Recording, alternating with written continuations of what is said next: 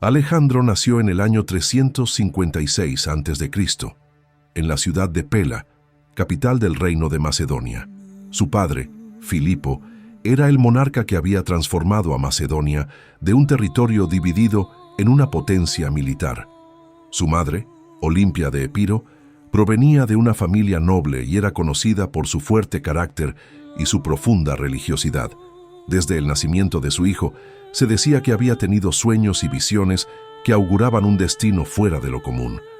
La corte macedonia donde creció estaba llena de intrigas, alianzas cambiantes y ambiciones políticas. Alejandro, desde su infancia, fue testigo del modo en que su padre dominaba la guerra y la diplomacia. La presencia constante de oficiales, embajadores y estrategas le permitió observar de cerca cómo se gobernaba y se conquistaba. En ese ambiente, aprendió que el poder debía sostenerse tanto con la fuerza como con la inteligencia. Filipo quiso para su hijo una educación que superara la de cualquier otro príncipe. Reunió a los mejores maestros de su reino para instruirlo en letras, música, equitación y combate. Alejandro mostró una curiosidad inusual, una mente aguda y una fuerte inclinación por la reflexión. Su temperamento era intenso, impulsivo, pero disciplinado cuando se trataba del estudio o del entrenamiento. A los 13 años, Filipo decidió confiar su educación al filósofo Aristóteles, quien fue llevado a Miesa, un pequeño lugar apartado donde el joven príncipe y sus compañeros recibirían instrucción. Bajo la guía del sabio, Alejandro estudió filosofía, medicina, ética y política. Aristóteles le inculcó la admiración por la cultura helénica, el amor por el conocimiento y el respeto por la observación racional del mundo. Durante esos años, el joven príncipe desarrolló un sentido de identidad complejo. Admiraba a su padre por sus logros, pero también crecía en él un sentimiento de rivalidad. Escuchaba cómo los cortesanos elogiaban las victorias de Filipo y temía quedar siempre a su sombra. Sin embargo, su madre alimentaba en él la idea de que su destino era aún mayor, de que algún día sería señor de Asia. Alejandro también mostró desde pequeño una afinidad especial con los caballos. El episodio más famoso de su juventud ocurrió cuando domó a Bucéfalo, un corcel considerado indomable por todos. El muchacho notó que el animal temía su propia sombra, y al orientarlo hacia el sol, logró calmarlo y montarlo sin dificultad. Filipo, impresionado, declaró que Macedonia era demasiado pequeña para su hijo y que debía buscar un reino digno de su grandeza. Esa victoria no solo reveló su habilidad con los animales, sino también su capacidad para observar y resolver con inteligencia. Desde entonces, Bucéfalo se convirtió en su compañero inseparable, y el vínculo entre ambos perduró hasta la muerte del caballo, muchos años después, en tierras lejanas del Oriente. Al finalizar su educación, Alejandro había adquirido una formación que combinaba la filosofía con la estrategia militar. Había aprendido que el poder debía ser guiado por la razón, pero también que la fuerza y la determinación eran necesarias para conservarlo. Esa mezcla de reflexión y ambición marcó el comienzo de su camino hacia el mando. Cuando Alejandro tenía alrededor de 16 años, su padre partió a una campaña militar en el norte y lo dejó a cargo de Macedonia. Fue la primera vez que el joven príncipe ejerció autoridad real. Durante la ausencia de Filipo, una tribu vecina se rebeló y Alejandro actuó con rapidez y determinación. Reunió a las fuerzas locales, marchó contra los insurrectos y los derrotó con contundencia. Fundó una ciudad en el territorio conquistado y le dio el nombre de Alejandrópolis, señal de su creciente ambición y deseo de dejar huella. El joven demostró no solo valentía, sino también una comprensión profunda del arte de gobernar. Mantuvo el orden, administró justicia y protegió las fronteras del reino. Su comportamiento consolidó su reputación entre los soldados y los nobles, aunque también despertó celos y recelos en algunos de los partidarios de su padre. A medida que Filipo expandía sus dominios hacia el sur, su relación con Alejandro se volvía más tensa. El rey había contraído un nuevo matrimonio con Cleopatra Eurídice, una joven macedonia, y ese enlace amenazaba la posición de Olimpia y de su hijo.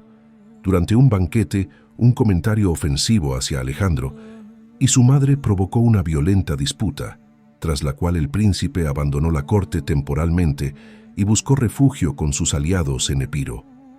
El conflicto, sin embargo, no duró mucho. Filipo comprendió la necesidad de mantener la unidad familiar y política, y Alejandro regresó a Pela. Poco después, Filipo logró unificar a casi todas las ciudades-estado griegas bajo la llamada Liga de Corinto, con el propósito declarado de lanzar una gran expedición contra el imperio persa. Alejandro participó en esa empresa como observador y comandante secundario, aprendiendo de cerca el funcionamiento del ejército macedonio en sus más altos niveles. En el año 336 a.C., Filipo fue asesinado durante una ceremonia en Egina. El autor material fue Pausanias, un oficial de su guardia, aunque las causas del crimen nunca se aclararon del todo. Algunos sospecharon de complots internos o de venganza personal. Lo cierto es que, en medio de la confusión, Alejandro actuó con una rapidez extraordinaria. Con apenas 20 años, asumió el trono de Macedonia. Su primera tarea fue asegurar su posición. Los enemigos de su familia intentaron aprovechar el momento, y varias ciudades griegas pensaron en liberarse del dominio macedonio. Alejandro se movió con firmeza, eliminó a posibles rivales internos, aseguró el apoyo del ejército y se hizo confirmar como jefe de la Liga de Corinto, el mismo título que había ostentado su padre. Luego marchó hacia el sur para reafirmar la hegemonía macedonia sobre Grecia. Tebas fue la primera en desafiarlo. Alejandro respondió con una campaña rápida y brutal. Sitió la ciudad, la tomó por asalto y ordenó su destrucción casi total. Solo se respetaron los templos y la casa del poeta Píndaro. El castigo sirvió como advertencia para el resto de las polis, que aceptaron su autoridad sin resistencia. Al regresar a Macedonia, el joven rey había logrado lo que su padre había planeado: una Grecia unida bajo el liderazgo macedonio. Con el poder interno asegurado, comenzó a preparar la expedición que su padre había concebido y que él mismo habría de realizar. Su objetivo ya estaba claro: cruzar el mar Egeo y emprender la conquista del vasto imperio persa. En la primavera del año 334 a.C., Alejandro cruzó el mar Egeo con un ejército compuesto por poco más de 30.000 hombres. Su objetivo era continuar el plan que su padre había concebido: invadir el imperio persa. Desembarcó en la costa de Asia Menor y avanzó hacia el norte, donde enfrentó por primera vez a las fuerzas del rey Darío en la batalla del río Gránico. Pese a estar en desventaja numérica, el joven monarca dirigió personalmente el ataque, rompió las líneas enemigas y obtuvo una victoria decisiva. Esa primera victoria abrió las puertas de Asia Menor al ejército macedonio. Una a una, las ciudades griegas de la región fueron liberadas del dominio persa. En cada lugar, Alejandro se presentó no como un conquistador, sino como un libertador que restauraba la autonomía de los pueblos helenos. Las ciudades lo recibieron con honores y muchos comenzaron a reconocerlo como el nuevo líder del mundo griego. Mientras avanzaba hacia el sur, consolidó su control sobre las costas del mar Egeo y del Mediterráneo oriental. Fundó nuevas ciudades, muchas de las cuales llevarían su nombre, y estableció guarniciones que aseguraban el paso de los suministros. Su habilidad para combinar rapidez militar y organización administrativa le permitió mantener un ejército siempre abastecido y leal. El siguiente gran enfrentamiento se produjo en la llanura de Iso en el año 333 a.C. Allí, el propio rey Darío dirigió un enorme ejército para detener el avance macedonio. La batalla fue intensa y sangrienta. En medio del combate, las fuerzas persas se desorganizaron y Darío huyó dejando atrás su familia y su tesoro. Alejandro, en un gesto que demostraría su sentido de la magnanimidad, trató con respeto a la esposa e hijas del monarca enemigo, asegurándoles su seguridad y dignidad. Tras esa victoria, Alejandro marchó hacia Fenicia. Las ciudades de la región se rindieron una tras otra, salvo Tiro, que resistió durante meses. Para conquistarla, el rey macedonio ordenó construir una calzada que uniera el continente con la isla donde se alzaba la ciudad. Después de un largo asedio, Tiro cayó, y su destrucción sirvió como advertencia para quienes aún dudaban de su poder. Desde allí, Alejandro continuó hacia Egipto, donde fue recibido como un libertador. Los egipcios, cansados del dominio persa, lo aclamaron como faraón. En la antigua ciudad de Menfis fue coronado con los símbolos del poder egipcio, y en el desierto de Siwa viajó hasta el oráculo de Amón, donde los sacerdotes lo proclamaron hijo del dios. Ese episodio reforzó su autoridad y su convicción de estar destinado a una misión divina. Durante su estancia en Egipto, fundó una nueva ciudad en la desembocadura del Nilo, Alejandría. La planeó como un gran centro comercial y cultural que uniera Oriente y Occidente. Trazó sus calles, definió su puerto y dejó encargados a sus arquitectos de continuar la obra mientras él regresaba a la guerra. Con el tiempo, aquella ciudad se convertiría en una de las más importantes del mundo antiguo. Con el flanco sur asegurado y Egipto bajo su control, Alejandro volvió su mirada hacia el corazón del imperio persa. Sabía que lo esperaba una nueva y decisiva confrontación con Darío, pero también comprendía que, más allá de las batallas, su destino ya no era solo vencer, sino construir un imperio que uniera a los pueblos bajo una misma visión. Cuando partió de Egipto, Alejandro se dirigió hacia el oriente, decidido a enfrentarse nuevamente al rey Darío. El ejército persa, más numeroso y mejor preparado que en las campañas anteriores, se concentraba en las llanuras de Gaugamela, cerca del río Tigris. Era el año 331 a.C., y aquella batalla decidiría el destino de Asia. Alejandro estudió el terreno, organizó sus tropas con precisión y, pese a estar superado en número, confió en la disciplina de su falange y en la movilidad de su caballería. El enfrentamiento fue colosal. Los persas contaban con carros armados de cuchillas y elefantes, pero la estrategia macedonia desarticuló su avance.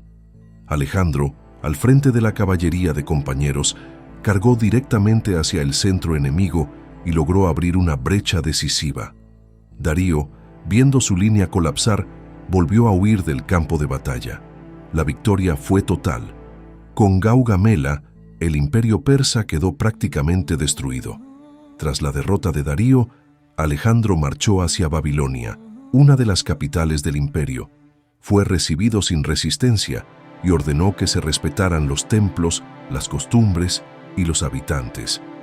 A diferencia de otros conquistadores, procuró presentarse como heredero legítimo del poder persa y no como su destructor. Desde allí avanzó hacia Susa y Persépolis, donde encontró los tesoros acumulados por generaciones de reyes. En Persépolis, el esplendor del palacio real impresionó profundamente al joven conquistador. Sin embargo, poco después, durante un banquete, la ciudad fue incendiada. Algunos relatos atribuyen el acto a una orden impulsiva de Alejandro, otros a una provocación de sus compañeros o a una intención simbólica de vengar las antiguas invasiones persas de Grecia. Sea cual fuere la causa, el incendio marcó el fin material del poder aqueménida. Darío, mientras tanto, seguía huyendo hacia el este con los restos de su ejército. Alejandro lo persiguió durante meses, cruzando montañas y desiertos. Finalmente, cuando lo alcanzó, encontró al gran rey herido de muerte, traicionado por uno de sus propios sátrapas, Beso. Alejandro mandó enterrar a Darío con honores reales, declarando que su causa era ahora vengar al monarca asesinado y restaurar el orden del imperio bajo su propio mando. Tras la caída de Persépolis y la muerte de Darío, Alejandro adoptó oficialmente el título de Rey de Asia. Comenzó a usar vestimentas persas y a integrar a nobles orientales en su corte y su ejército. Aquella decisión causó tensiones entre sus oficiales macedonios, que lo acusaban de abandonar las costumbres griegas. Pero Alejandro insistía en que la unión de pueblos requería la mezcla de culturas y que su imperio debía trascender las divisiones tradicionales entre griegos y bárbaros. La administración del vasto territorio conquistado se convirtió en una tarea compleja. Alejandro reorganizó las provincias, reemplazó a algunos sátrapas desleales y fundó nuevas ciudades para asegurar las rutas comerciales. Cada fundación llevaba su nombre y servía como punto de control y símbolo de su autoridad. A la vez, comenzó a planear nuevas campañas hacia las regiones más remotas del Oriente. Aquel periodo marcó el apogeo de su poder. Alejandro gobernaba desde las costas del mar Egeo hasta las montañas de Asia Central. Había conquistado el imperio más grande conocido hasta entonces y lo había hecho en apenas 5 años. Pero su ambición no se detuvo ahí. Miró hacia el este, donde se extendían las tierras desconocidas de la India, y decidió continuar su marcha hacia lo que creía sería el fin del mundo. Tras consolidar su dominio sobre Persia, Alejandro volvió su mirada hacia el oriente, hacia las tierras que los griegos llamaban la India. Su propósito era extender su poder hasta los confines del mundo conocido. En el año 327 a.C. inició la marcha desde Bactria, cruzando el río Indo y penetrando en regiones montañosas donde el clima, las distancias y la resistencia local pusieron a prueba la disciplina de su ejército. Las tribus de esas tierras se defendieron con ferocidad. Alejandro enfrentó duras batallas y perdió a muchos hombres, pero su determinación no cedió.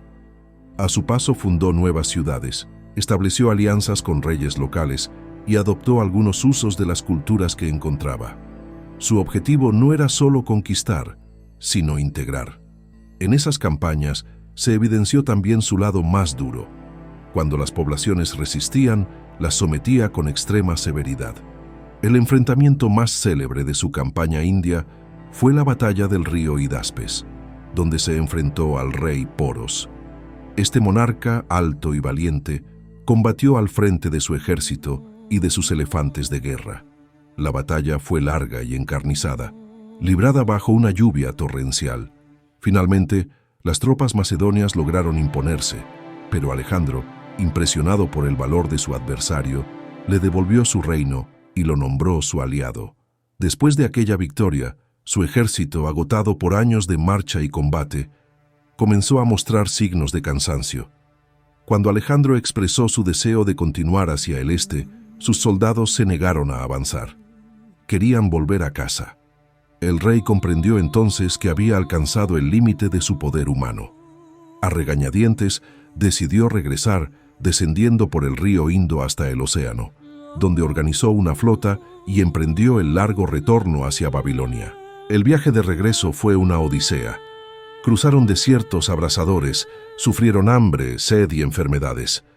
Muchos murieron antes de llegar a territorio persa. Alejandro, sin embargo, no dejó de planear nuevas empresas. Soñaba con explorar el mar Arábigo, unificar sus dominios mediante matrimonios mixtos y fundar una administración que perdurara más allá de su vida. En Babilonia, mientras organizaba esas reformas, cayó gravemente enfermo. Era el año 323 a.C. y Alejandro tenía apenas 32 años. Durante varios días su salud empeoró y los médicos no pudieron salvarlo. Antes de morir, según las crónicas, entregó su anillo de sello a uno de sus generales, pero no designó sucesor claro. Su muerte dejó a su vasto imperio sin un heredero definido. Tras su fallecimiento, su cuerpo fue embalsamado y llevado primero a Menfis y luego a Alejandría, la ciudad que él mismo había fundado. Su tumba se convirtió en lugar de peregrinación para reyes y generales. Sus compañeros de armas, conocidos como los diádocos, se repartieron su imperio y lo dividieron en reinos independientes, poniendo fin a la unidad que él había creado con tanto esfuerzo. Con la muerte de Alejandro terminó una era, pero comenzó otra. Su conquista cambió el mapa del mundo antiguo, difundió la cultura griega hasta los confines de Asia y dio origen a la civilización helenística, en la que Oriente y Occidente se entrelazaron. Aunque su vida fue breve, su ambición y su genio militar dejaron una huella que perduraría por siglos, convirtiéndolo en una de las figuras más extraordinarias de la historia. Así termina nuestro viaje por la vida del gran conquistador de Macedonia, Alejandro Magno. Pero la historia no se detiene aquí. Nos vemos en nuestro próximo viaje por la Grecia antigua, donde conoceremos a la diosa del amor, la belleza y el deseo, Afrodita. La belleza del cuerpo es un reflejo de la belleza del alma. ¿Sabes en qué obra se inspira esta idea? Escribe tu respuesta en los comentarios. La primera persona en adivinarlo será saludada en el próximo video.